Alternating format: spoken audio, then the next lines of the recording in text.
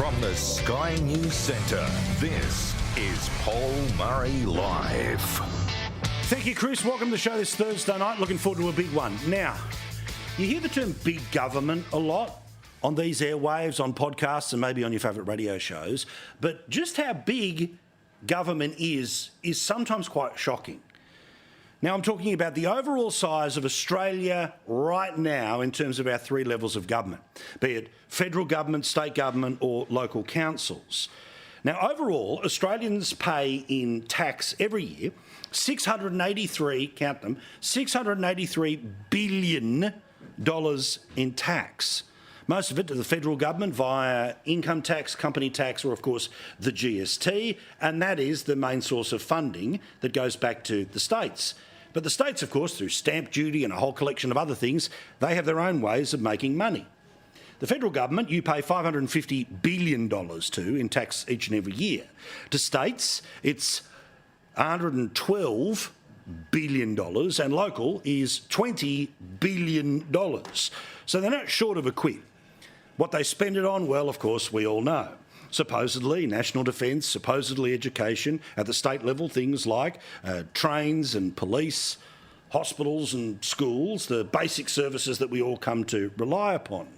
But one thing they absolutely spend money on is public servants, not just the services that, yes, are required by many of the people who work for government to run, but let's be honest, it is extraordinary how many people now work in the public service.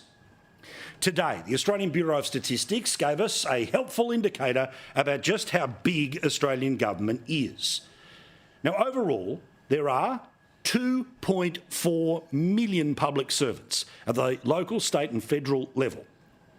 Now, this has increased by 82,000 people since Labor took over. That's nationally, of course, as they take over in multiple states. At the federal level, 11,000 extra people working for the federal government. Now, yes, the Defence Force is part of that, but there's an awful lot of pen pushers at 350,000 public servants. What about 1.8 million people who are paid to work for the state government? That's up by 65,000 in just 12 months. And these are the 12 months as we come out of COVID.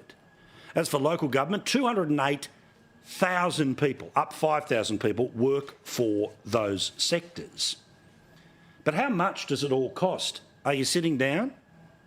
The total cost of public servants in Australia has gone up by $14 billion in the past 12 months.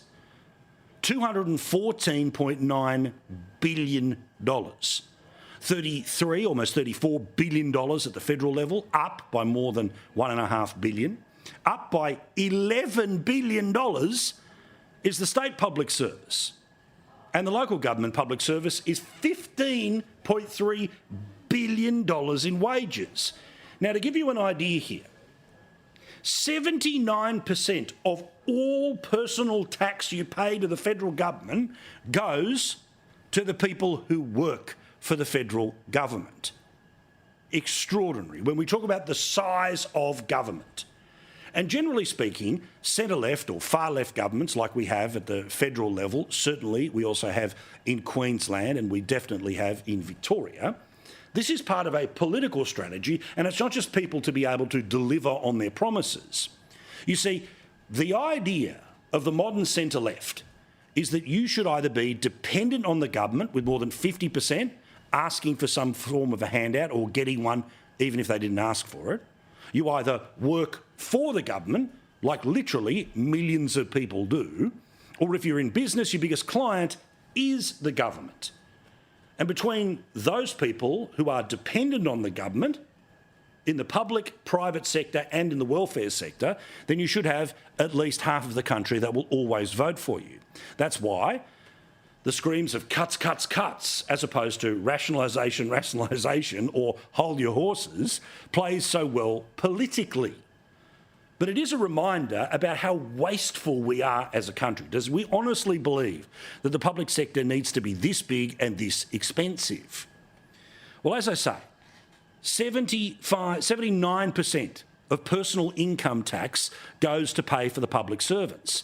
So how do they get their money to pay for everything else?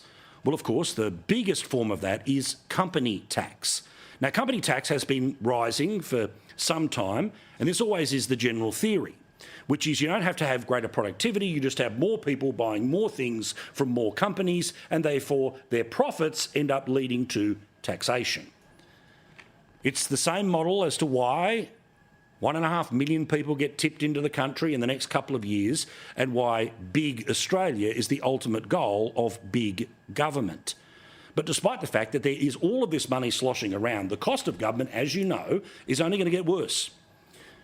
Grim Jim put out an intergenerational report having a plan for the next 40 years as Australia moves its way towards 40, 50 million people. But budget deficits will be there for the next 40 years, getting worse and worse and worse and worse and worse, because the size of government gets bigger and bigger and bigger, but their ability to pay for it does not increase because, understandably, Australians do not like higher taxes, let alone new ones. But there is one sector in particular that I wanted to focus on, because in company tax, we also got some data today from the Australian Taxation Office about the biggest companies in Australia and what they pay in tax. It will not surprise you that most of them have some connection to either finance or mining. BHP, the big Australian, pays $9.5 billion in tax. Rio Tinto, $9.1 billion in tax. Fortescue Metals, $3.5 billion in tax. And then the banks. $3 billion from the Commonwealth Bank, $2 billion from Westpac. Another version of BHP coughs up another 1.9, or dare we say $2 billion. National Australia Bank, 1.6, and ANZ, $1.6 billion. But there are plenty of companies that don't pay what is considered to be a fair share in tax, because they're able to use the system to, say, research and development, write off debt costs, all the rest of it. So more than 800 massive companies that have millions of dollars worth of turnover, or maybe hundreds or thousands of people who work for them, well, they don't pay any tax in the country right now. Whereas you pay 79% of all personal income tax to pay for the public service, which is bigger than it has ever been. Happy Thursday, Australia. From now on, we refer to Optus as Floptus for the most obvious of reasons. Their denial of service through, and as I said, something that things go wrong, but still, their denial of service to millions of people on telephones or internet has, of course, been what we've been talking about over the past couple of days. We learned today exactly what went wrong. Until we've done a full, thorough root cause analysis, we really can't provide more information. What I can say is that it was a technical network issue, and that our teams have worked very, very hard to get services restored as quickly as they possibly could. Well, everyone gets a lollipop then. It's technical. I don't think they know. I honestly still don't think that they know. Remember last night when I showed you the corporate speak from that CEO, who you would have thought would have learned crisis communications from either Gladys Berejiklian, who of course did it during COVID, who now works for Optus, or after the data hack from earlier in the year. But of course, no, they haven't. And I'll get to some of the passive-aggressive behaviour that they've been showing to members of the tech community in a moment or two's time. But how are you going to be compensated? Well, this is offensive. Despite the fact that the average Australian only uses about 15 gig of data a month, the Optus CEO has turned around and said, congratulations everyone, because we love you, we're now going to give you not money, not compensation for what was lost in your businesses, but we will give you 100 gig of extra data. Meaning most Australians, even if they doubled what they normally use, it wouldn't touch the sides. Now, the free data offer has been one that's been played by people like Telstra in the past, but that was back in the era where you didn't have the option of having hundreds of gig of data on your home service or dozens of gig of data on your mobile phone. So it's a solution to a problem from a previous technical generation. But of course, this is Optus giving something away for free that doesn't really cost them anything, because their bet is that most people won't end up using it. That's not compensation. That's just surviving the news cycle. As for this offer about data, the hapless CEO of Optus, the one who should have gone before and definitely should go now, says, we're going to thank our customers for their patience and loyalty by giving them an additional data for a couple of months. Well, that's going to help the lady who didn't get a phone call from a hospital because the phone didn't work to tell her that her mother was dying. Of course, her mother did pass away and she didn't get the chance to be by her bedside. Meantime, well done to the Daily Mail, who went out and hit the pavement of Sydney's western suburbs to go and talk to a bunch of people who were deeply affected when the internet didn't work. Now, the internet meant that their FPOS machines didn't work. It meant that their computer terminals didn't work. It meant that their capacity to do their business, well, it didn't exist. Now, this is all fine for the CEO, who apparently is renting out her house for photo shoots, but for normal people, every day counts and every dollar counts, including this Bankstown Plaza newsagent. She had to turn people away, meaning they couldn't buy everything from lotto tickets to the paper because the internet didn't work for 30 hours. This bloke from a homeware store, he too was quoted today in the Daily Mail saying, we've lost a lot of customers. We were completely cut off. We couldn't even contact our warehouse. It cost us at least $500 or $600 for a small store. That's really a lot of money to us. And that's the whole point. The 100 gig of data thing doesn't matter to that bloke. The hundreds of dollars that means that's what helps him pay the rent. And I bet if he's got anyone working for him, he pays himself nothing and he pays anyone who works for him, meaning his ability to pay his bills gets even harder. He says that disappointing customers is the last thing you want to do in our industry, but we were having to turn them away because we couldn't take their money. Nobody has cash. Nobody wants to pay with cash. Everyone wants to keep their own money in an account and pay electronically. Well, guess what happens when the internet go down for 30 hours? It's not just about people not being able to post on social media, it's about businesses being able to get money. What about this pharmacist as well in Sydney's Western Sydney? These are the faces of Optus's behaviour and the people who get nothing out of the BS gift of compensation. Speaking to patients and customers on the phone and taking prescription orders is about 50% of our work every day. None of it was possible. There's the people who work in the cafe, there's the people who work in the clothes shop, there's the people who sell travel goods. All of these people got screwed over, and screwed over royally.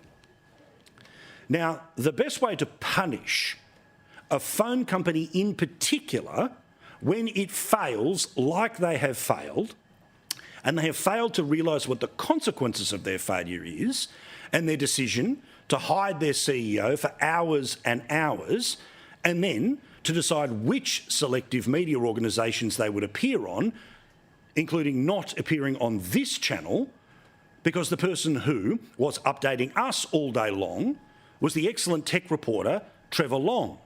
Now, you see, a whole collection of one-on-one interviews were done yesterday by the Optus CEO, every station except this one.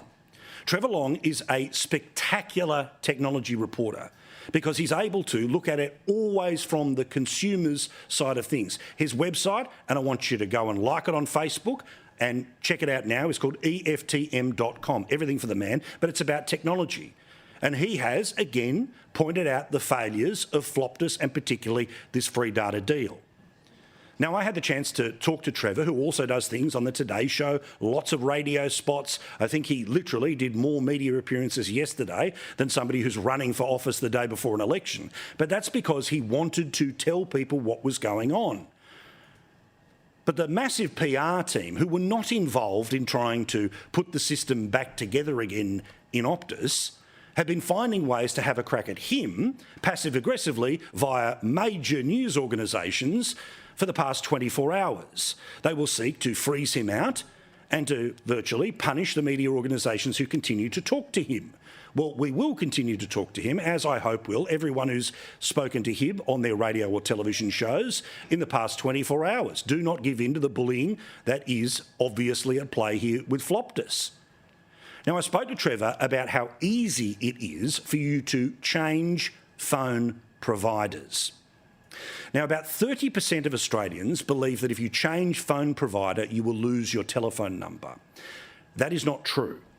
Laws have been changed and technology has now been changed that you, if you are an Optus customer, can go to Boost, to Vodafone, Telstra, Aussie Broadband or anyone else and you'll be able to keep your number. If you're not paying off the phone, you'll be able to keep all of the texts and keep all of your messages.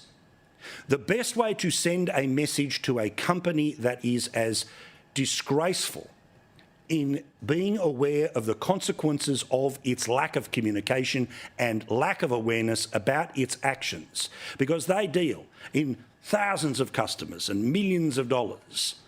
Can I suggest to the bloke who didn't make $600 yesterday, change providers.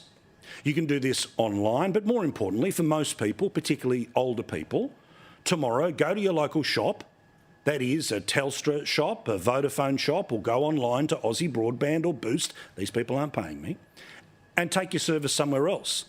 Because if in the next 24 hours Optus starts to see an awful lot of people going to Vodafone or somewhere else, well then hopefully the brass of the company that are in town will see that the CEO's messaging plan didn't work and they lost customers because their entire communication strategy is to talk to friendly media, to punish critical media, and to assume that you were a mushroom, keep you in the dark and feed you that diet.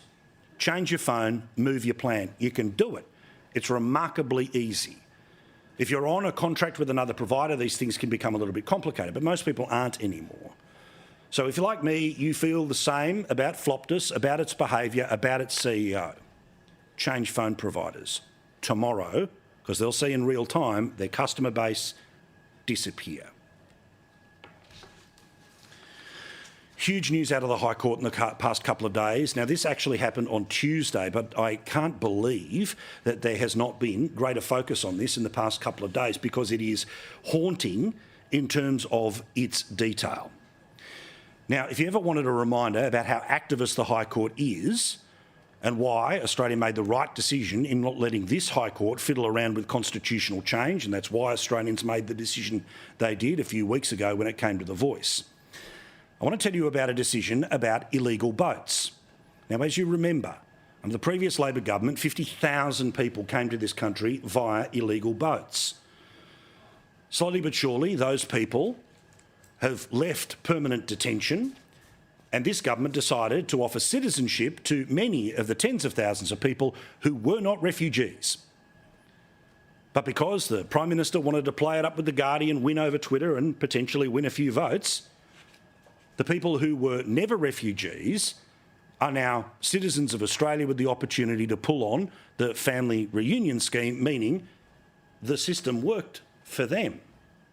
But there were people who have been kept in detention because they are well and truly not refugees, but also they are people who need to stay behind bars because, among other things, they committed crimes. They spent time in jail for those crimes, but the Australian government's position has always been, well, you go back to the indefinite detention and you don't get to go into the community, you don't get citizenship, and you don't get to invite your family. Well, you may well have seen that in the past couple of days, the concept of indefinite detention via immigration centres has now been ruled to be illegal. The High Court decided to side with, among others, a man, and forgive me for the details, who raped a 10-year-old boy. Now, this refugee who assaulted the boy is apparently about to be let out into the community immediately following this decision. You see, the landmark ruling was delivered on Wednesday, sorry, I said Tuesday, but it's Wednesday, and it would force the release of 92 other non-citizens being held in detention who cannot be deported to their home countries. Now, this bloke is a Rohingya, which means he is in and around Burma, but is unable to return to Burma because he wouldn't feel safe. But he's a pedophile. Because he's a pedophile, I can't tell you his name. Otherwise, he's known, as he was before the court, as NZYQ, and he's been in detention since serving a prison sentence for that abuse. He arrived here by boat in 2012. He had a bridging visa cancelled in 2015 after he pled guilty to having sexual intercourse with a 10-year-old child. He was transferred into immigration detention in May 2018 after serving his minimum sentence of 3 years and 4 months. Until the High Court ruling, he faced permanently being in immigration detention, and I'm fine with that. He's a pedophile. But now, he not only will be released into the community, but you, the taxpayer, will pay his legal costs. No reaction from the federal government about this. You would have expected that we would have heard from the Minister from Home Affairs, but of course this is the Minister who's in witness protection, because if she pops her head up, somebody might ask her about a hate preacher. And the woman who has responsibility over ASIO, Border Force and Federal Police would not be able to hide from that, but she is hiding from the consequences of this decision. Will there be a law that will be introduced to Parliament to attempt to keep people like a pedophile in some sort of control, as opposed to them being released back into the community? You would hope so. But let's wait, watch and see, because according to James Patterson, the shadow Home Affairs Minister, and again, another reason why Peter Dutton is your alternative Prime Minister, you can have Jacinta Nampijinpa-Price as the Indigenous Affairs Minister, and you can have the great James Patterson in charge of Home Affairs. 2 reasons already to turf the current mob. The implications for this and Australian community is very disturbing. Hundreds of potential criminal offenders who are non-citizens to be released onto the streets, and Australia will be frightened waking up to this morning hearing about it, realising the implications of this. We urgently call for action from the Albanese government to make sure the community is safe. But of course, nothing. Duck egg, tumbleweed, nothing. There is something very weird at the heart of this government. You know it, I know it, but there's something even weirder in the decision of the High Court. Because a pedophile is now going to be released because he can't be deported. Makes no sense to me either. Meantime, the great Aussie tradition of being a farmer. Now, financially, one of the great difficulties of being a farmer is that you don't know if you're going to have a good or a bad season, and if you have a good season, that has to pay for the bad seasons. A whole bunch of reasons mean that the bad seasons seem to be longer and go deeper. And we know that people like the Queensland government have decided to go after the agricultural sector by introducing a whole new set of laws that focus on tree clearing.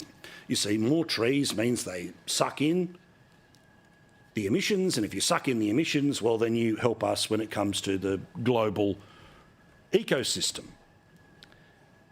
But now we see that Westpac is one of the first major financial institutions to now take how you control your land into account about whether they will give you a loan.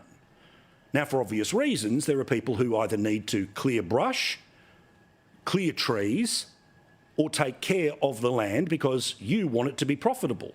But for it to be profitable, you're going to probably need a loan from the bank.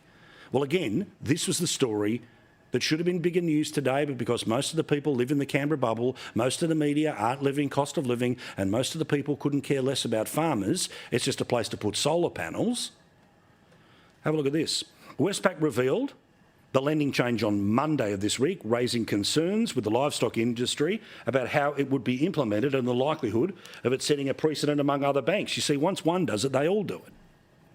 The commitment would prohibit dairy, beef and sheep farms from further converting natural forest to agricultural land use from December the 31st, 2025.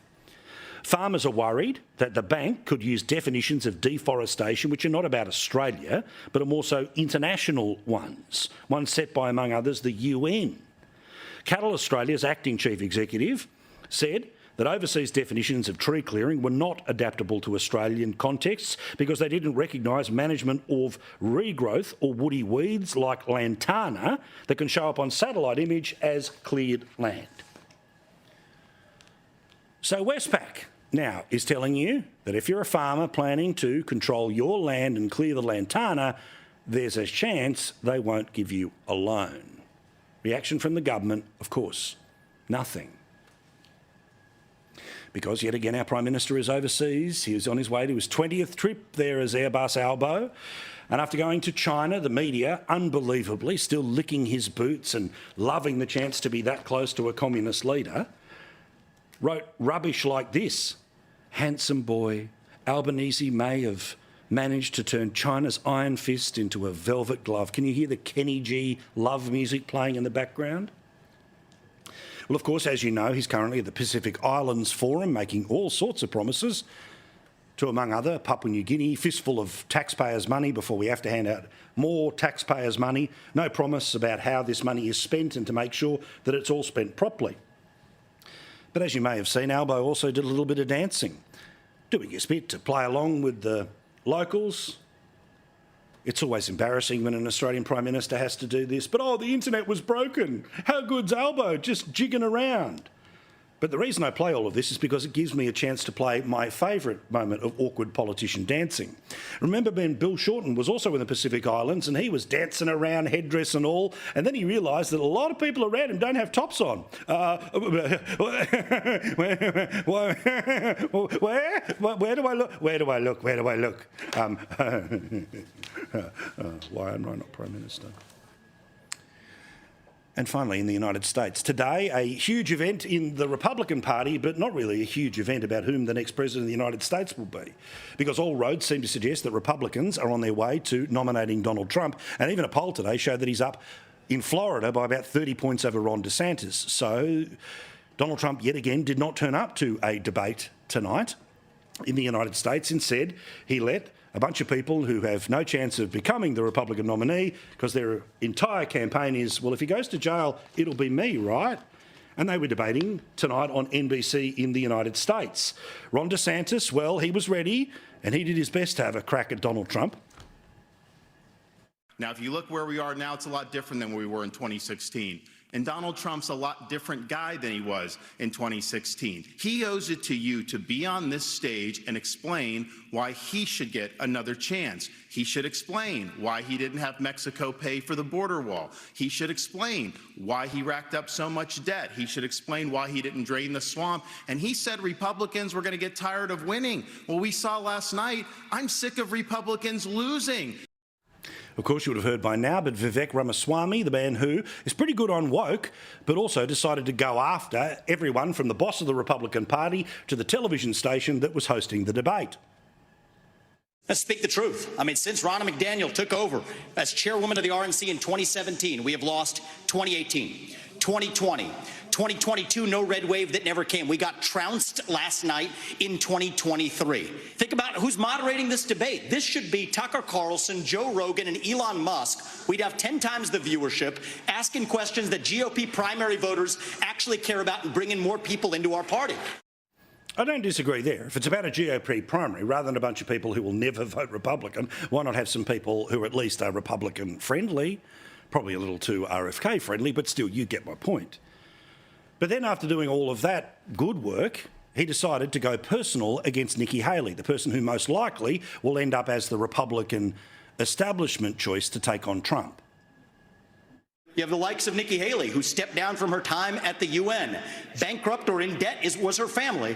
Then she becomes a military contractor. She joins the board of Boeing and otherwise, and is now a multimillionaire. So I think that that's wrong when Republicans do it or Democrats do it. That's the choice we face. Do you want a leader from a different generation who's going to put this country first? Or do you want Dick Cheney in 3-inch heels? All right, Mr. In which case, we've got two of them on stage tonight. Ramaswamy, thank you. Yeah, he also had a crack at her daughter because she is on TikTok. Now, whatever you think about TikTok, politicians' families off limits. So he wins the grab primary, but obviously won't end up winning greater Republican support. Quick break, back with more. Great debate we've got for you this evening. None other than Cory Bernardi versus Nicholas Rees. Get ready. And yes, he's got the little Movember thing happening. We'll talk about Optus, the High Court decision, and a whole lot more. Did I say Optus? Floptus, and a whole lot more.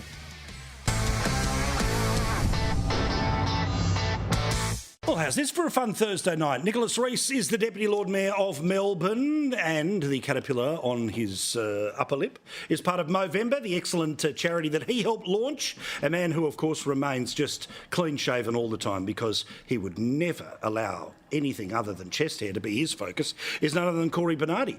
Great man, lovely to see you. You probably don't even do that. All right, let's talk about the High Court and its decision here.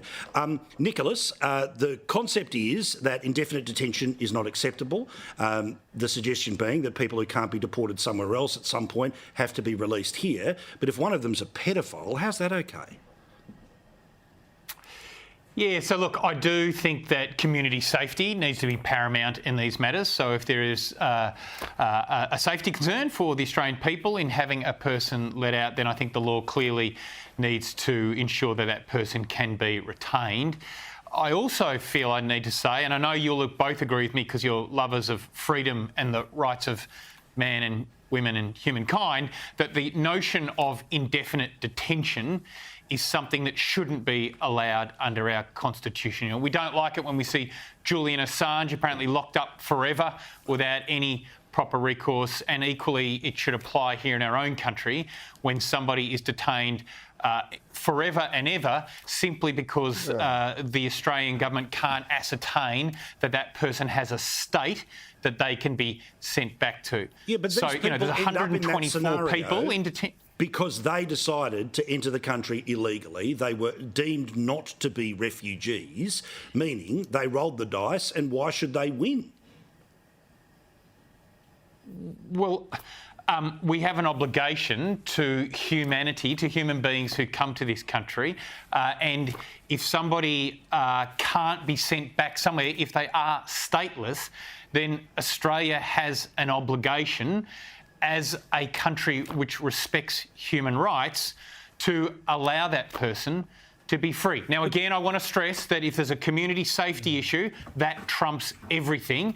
But if a person can be safely allowed into the Australian community and they don't have another country that they can go back to, I think they should be allowed into the Australian community. But, Corey, we've already seen this government's form, right, which was, again, the reason not to jump in a boat or not to not return on a flight is because if it doesn't work out for you, you're not going to be able to stay here forever. But, of course, everyone who came here via the 50,000 boats, even the ones who weren't framed to be refugees, they were put on this sort of,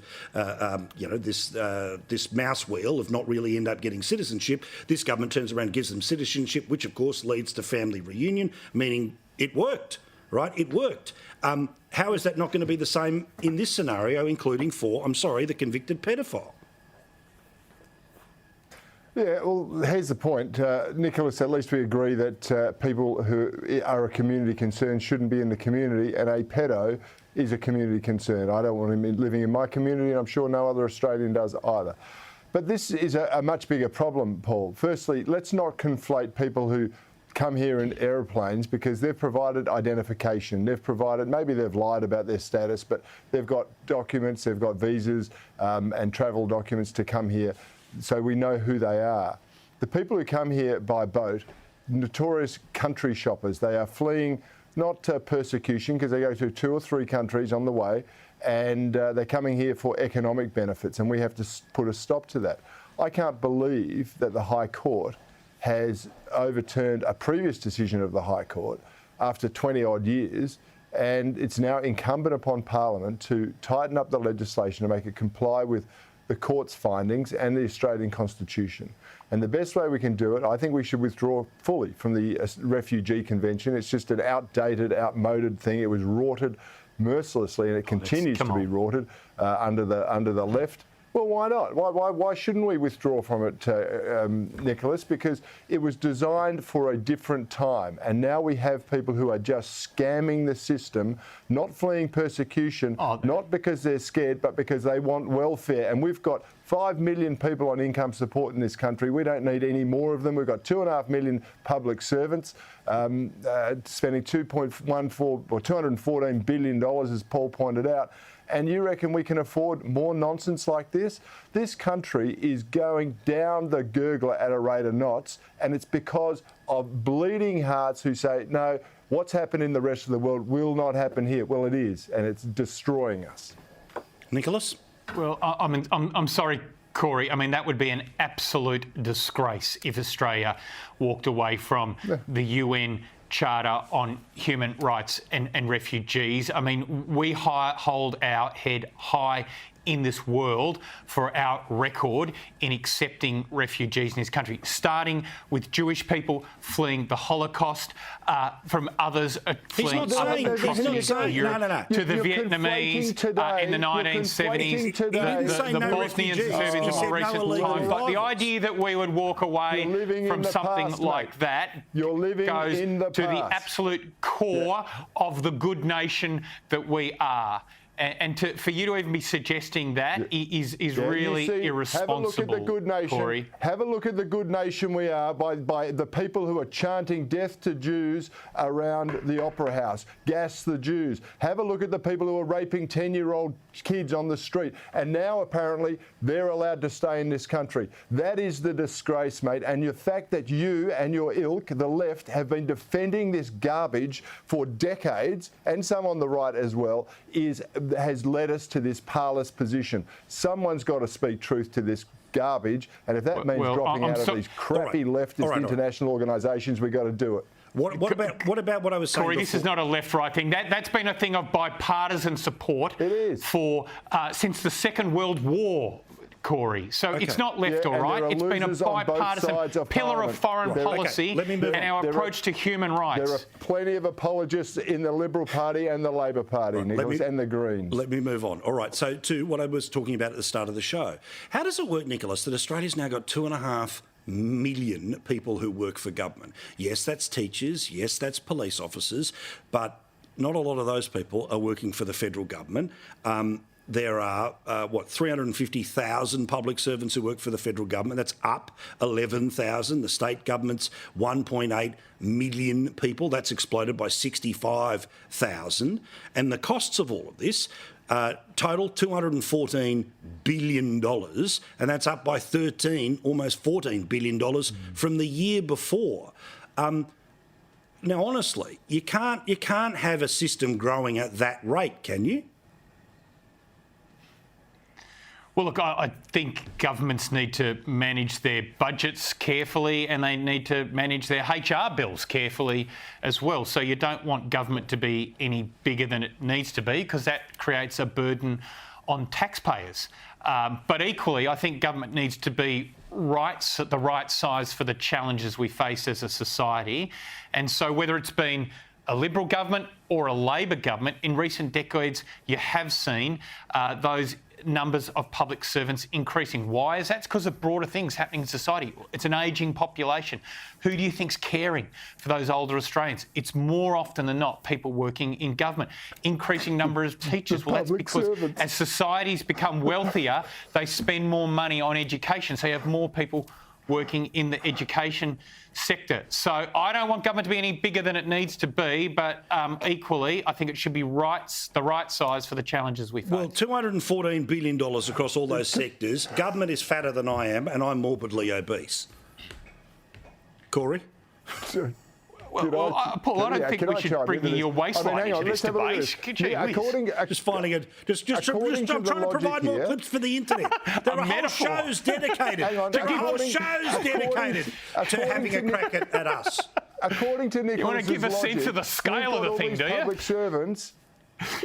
Yeah, we've got all these public servants to care for the elderly. Why are we then importing people to pick up the jobs of working in nursing homes? We've got all these people improving the education system. Our literacy, our numeracy, our education system is going down the toilet in the gurgler because it's an ideological thing instead of actually teaching kids what they need to know. Higher education is a giant visa rort. I mean, I can't believe you're defending this rubbish, Nick. The bigger public servant is taking this country backwards, and it's sending us broke. It is just extraordinary. I know you're part of it, mate. I know you're on the drip, right? You're in there and you love the local government and you want to be Lord Mayor and a senator and all that sort of stuff. I can promise you it's an empty vessel, mate. If you become a senator, it's an empty vessel.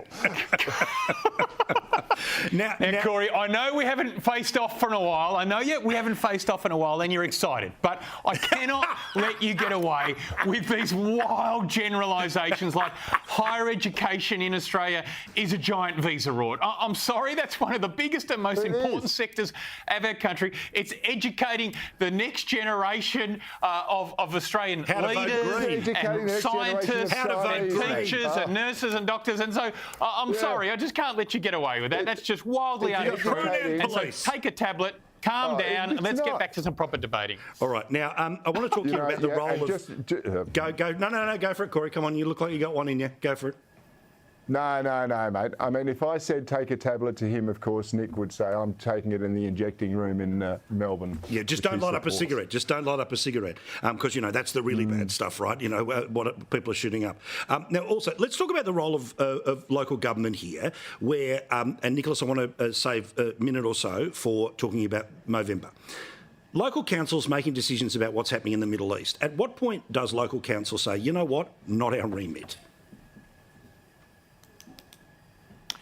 Look, if you're asking me that question, I think it's a really good question. I actually thought that letter from the former Prime Ministers the other day about the conflict in Israel was very good. And my favourite line in it was that Australia must not let conflicts overseas divide us here in Australia. And I do worry that some of the actions by some of these councils is doing just that. I mean, this Maryback council vote, it split 6-4.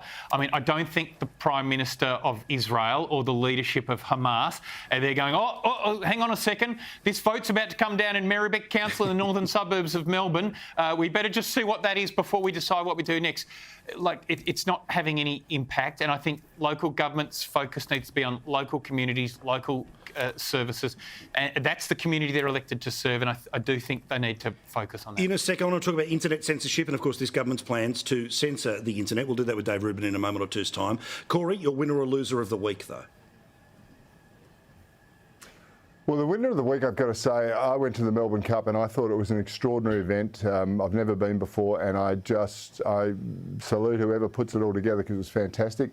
The loser of the week, of course, was me because I went to the Melbourne Cup. I took all the tips from the bookie, who was a very nice man, but he took all my money and I didn't get a winner all day. But you were happy with the public drunkenness laws. I joke. All right, you're nothing but a virtue of health. All right, speaking of men's health, we want to support it in every way possible. Now, if you're not brave enough to shave it off, if you're not brave enough to grow one, back in someone like Nicholas who is. Go to movember.com.au, give me the 30-second spiel on this incredible charity and why you're going to have this dusty thing all month. Yes, I've got this filthy mo for a purpose, Paul, and that is for men's health. In Australia, men die on average 4 years younger than women for largely preventable reasons. So Movember is the month where you turn your face into a billboard, grow a silly mo like I do, or, have a mo activity with your friends. It's all about raising much-needed funds for men's health. So the funds go to prostate cancer, testicular cancer, men's mental health and men's suicide.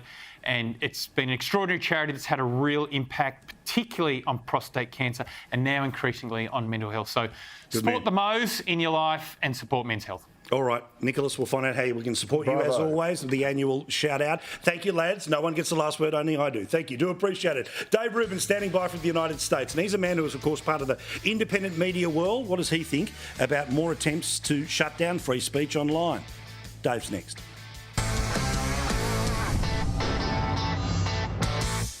I'm pleased to say it's that time of the week for us to talk to our favourite Gen Xer, none other than the great Dave Ruben from the Free State of Florida. Great man, how are you? Nice to see you.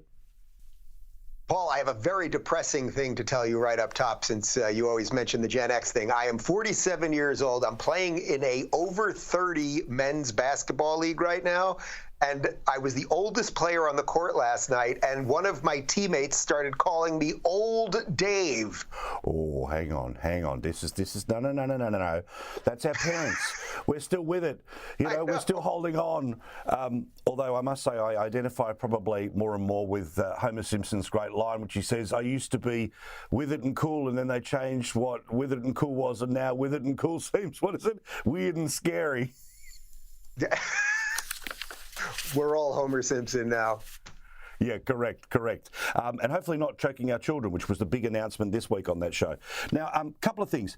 There is, as always, a constant conversation about internet censorship, about independent media censorship, and in the US, Jim Jordan, the man who at one point was going to be Speaker, but certainly is a big free speech advocate, Oversight Committee in the House, he released a whole bunch of information about how the American federal government was deliberately going after people who were telling the truth or telling jokes, be it about election issues or COVID. You were one of the people that they decided to go after. What does it say about the wider media that they don't report on this? Like, literally, I went searching today for stories about the Jim Jordan thing.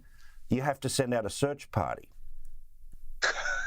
You know, I did the same exact thing this morning. I checked CNN.com just to see if it was on there. And of course, no surprise, it certainly wasn't on the first 20 stories or so. When I saw the thread, it wasn't until about 5 or 6 tweets deep that I saw my name, but I knew it was coming. I was like, oh God, I'm going to be on this list, aren't I? I don't take it as a great badge of honor in a way, because it's not that fun to think that the government is looking at what you're doing and censoring you. That's not the most fun thing to think. However, it is fairly obvious that the United States government worked with big tech to silence people over constitutionally protected free speech. But also, what is particularly opaque, difficult, frustrating, in my view, borderline illegal, is when the government decides that something is misinformation, they hand that to the big tech people, and big tech people say, thanks very much, government. Now, in Australia, we're going through a scenario now where there's an attempt from our government to introduce misinformation laws, where social media companies will be fined for putting content up, like, say, this conversation, that again, isn't a lie, isn't defamation, isn't trying to incite anyone. It's just misinformation, which we all know the government gets to set. But equally here is that the big tech companies, you basically can't appeal it, and you don't know the government's ruled it to be misinformation until somebody uncovers a tranche of documents later. Now, while I don't want to go anywhere near the internet censorship route, is it not beholden on government to create a process where you know what's being censored and you can appeal it? Right. So at the very least, putting aside just censoring everybody and the state will control all of the information, as Jacinda Ardern, the former Prime Minister of New Zealand, said, if you don't hear it from us, it's not true. If you don't want to go down that route, but let's say you think that the government has some business I mean, I don't really take this position, but I'll try to do it the best I can, that the government has some business in sort of telling people what is true. Well, then at the very least, if they were to censor certain people, you would want to say, okay, here are the things that are true that can be said on these platforms that the government agrees with. Now there's a whole secondary way that here are the people that have been kicked out. Here's what they've said. It's not necessarily something we can put them in jail for, but these are basic lies, and expose it that way. I mean, I'm a firm believer that sunlight is the best disinfectant. But the real issue, Paul, is that, as you know, what they're calling misinformation or disinformation usually just means it's counter to the government narrative. So, for example, in July of 2021, I was suspended on Twitter for saying that vaccines were not working as promised, that booster shots were coming, and that mandates were coming. All of those things turned out to be true. I was 3 for 3. All of them turned out to be true. That tweet was deleted, and I was suspended. Now, it seems fairly obvious to me that that was one of the tweets that the government was not that thrilled with. So, again, what is my recourse with the government? And it has nothing, the issue really is I was far closer to true information than the government. So that really is the issue here. Thank you, Dave. Ruben Report, find it in all the usual places. Find it on Rumble, though, not YouTube, because they may well censor it at any moment. Lake Debate, about 4 minutes away from now, but the toughest cop in Queensland. You'll see them next on Paul Murray. Before we go, in Charleville, there was a truck that turned over. It had live cattle in it.